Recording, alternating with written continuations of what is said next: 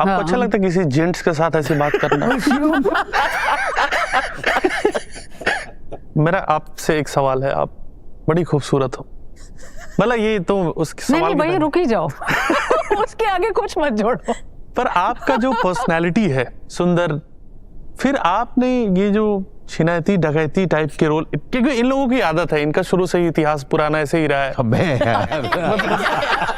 मतलब आपकी क्या मजबूरी रही कि चलो यार मैं भी देख लेती हूँ, गाली सुन लेती हूँ रजवाड़े का या गाली दे देती अपना। गाली दे देती हूँ तो बड़ा ही मुश्किल था, वो बड़ा ही मुश्किल था। मतलब वो ऐसा धर्म संकट था, मैं क्या बताऊँ। आप रियल लाइफ में गालियां नहीं देती हैं? देती हूँ पर ऐसे नहीं देती ना। हट कुत्ता टाइप। हाँ कुत्ते, उन लोग के पठे। हाँ। मुझे सबसे ज्यादा जो सुनाई दिया ना वो $500,000 पाउंड है। मेरे कानों में ऐसे घंटी बजी है। अब ये मत कह देना कि हम आर्ट फिल्म से आते हैं तो हमारे लिए ऐसा है।